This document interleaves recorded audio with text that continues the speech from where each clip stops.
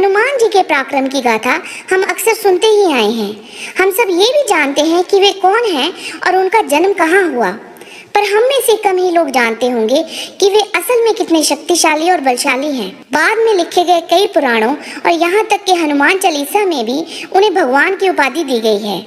निस्संदेह हनुमान जी एक महान वानर थे। वे पूर्ण भगवान नहीं थे। उनको हम अंशावतार, अर्धदेव, यक्ष या उपदेवता भी कह सकते हैं, क्योंकि वो वायुदेव के पुत्र। हर बार हिंदू धर्म से जुड़ी जानकारियाँ और कहानियाँ आप लोगों के सामने रखते हैं। कृपया हमारे चैनल को सब्सक्राइब करके बेल आइकन जरूर दबाएं। हम में से अधिकतर लोग बाद में लिखे गए तुलसीदास के लेखों और उनकी कविताओं को पढ़ के हनुमान जी का महिमा मंडल करते हैं, पर बहुत ही कम लोग हनुमान जी की मूल पहचान वाल्मीकि जी द्वारा लिखी गई रामायण से करते हैं। वाल्मीकि रामायण में असल में हनुमान जी की प्रमुखता का संपूर्ण वर्णन है। आगे वीडियो में हम इस पे पूरी विस्तार से बात करेंगे। अगर उनकी शक्तियों की बात करें तो वे सब भौतिक थी। कुछ शक्तियां उनके पास उनके जन्म से ही थी और बाकी की शक्तियां अनेक भगवानों से मिले हुए वरदानों की वजह से आई थी। वाल्मीकि अपनी लिखी हुई रामायण में हनुमान जी को एक निडर, साहसी योद्धा की तरह प्रस्तुत करते हैं। आइए अब जानते हैं वाल्मीकि रामायण के अनुसार हनुमान जी की शक्तियां और उनके वरदानों के बारे में।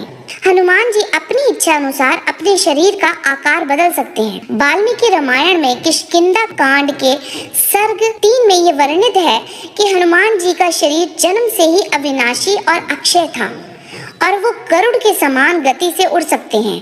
वह सर्वबुद्धिमान व अथक हैं।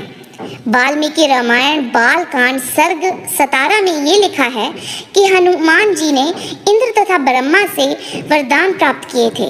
इंद्रदेव हनुमान जी को वरदान देते हुए कहते हैं कि तुम पे बड़ी से बड़ी बिजली भी गिर जाए तो भी वह तुम्हारा कुछ नहीं बिगाड़ पाएगी। हे निपुण हनुमान, 1000 आंखों वाला इंद्र तहे दिल से तुम्हें ये वरदान देता है कि तुम्हारी मृत्यु तुम्हारी इच्छा अनुसार ही होगी। और ब्रह्मा जी का इन्हें ये वरदान प्राप्त था कि बड़े से बड़ा अस्त्र भी इन पे असर ना कर पाएगा। वाल्मीकि रामायण के किष्किंधा कांड सर्ग 66 में ये वर्णित है कि हनुमान जी की भुजाएं लौह के समान ठोस प्रतीत होती हैं। वे अपनी इच्छा से अपने शरीर की ऊर्जा व शक्ति को बढ़ा और घटा सकते हैं। वाल्मीकि रामायण सुंदरकांड सर्ग 1 में हनुमान जी लंबे थे, सूर्य के समान तेज गति वाले थे और बड़ी तीव्र गति से उड़ सकते थे। वाल्मीकि रामायण सुंदरकांड के सर्ग 1 में ही हमें ये ज्ञान होता है कि हनुमान जी की गति बाणों से भी तीव्र थी और अपने शरीर को इच्छा अनुसार ढाल लेने की वजह से वे कई बाणों के बीच से निकल जाते थे और जिससे तीरों द्वारा उन पर वार करना असंभव हो जाता था। वाल्मीकि रामायण सुंदरकांड सर्ग 48 में हमें ये पता चलता है कि हनुमान जी का नाम उनके मजबूत जबड़े के कारण रखा गया था और उनके रूप, शक्ति और महिमा का वर्णन नहीं किया जा सकता है। वाल्मीकि रामायण के युद्ध कांड सर्ग 28 को हम पढ़ें तो उसमें लिखा है कि हनुमान जी अचूक थे और उनकी ताकत की कोई सीमा नहीं थी और ना ही कोई उनकी शक्ति को माप सकता था। और सुंदरकांड के ही सर्ग 48 में कहा गया है कि हनुमान जी ने रावण को एक मुक्के के प्रहार से ही चित कर दिया था। राक्षसों का राजा इस प्रहार को सह नहीं पाया था और वो वहीं बेहोश होकर गिर गया था।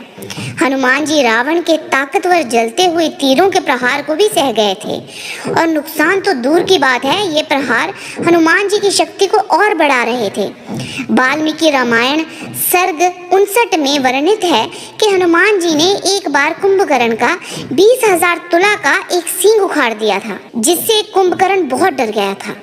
वाल्मीकि रामायण युद्ध कांड सर्ग 67 के अनुसार एक बार हनुमान जी ने दानव निकुंभ की गदा के बार को भी झेल लिया था और उस प्रहार के सामने वे एक चट्टान की तरह खड़े रहे थे और उनको वे गदा हिला भी नहीं पाई थी।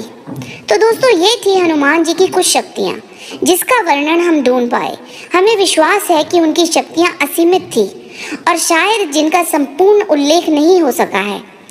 अगर आपको इस बारे में कुछ जानकारी है तो कमेंट बॉक्स में साझा करें। उम्मीद है आपको हमारा आज का वीडियो पसंद आया होगा। लाइक और शेयर करके हमारा उत्साह बढ़ाइए और आपसे फिर मुलाकात होगी हमारे अगले वीडियो में। तब तक के लिए नमस्कार।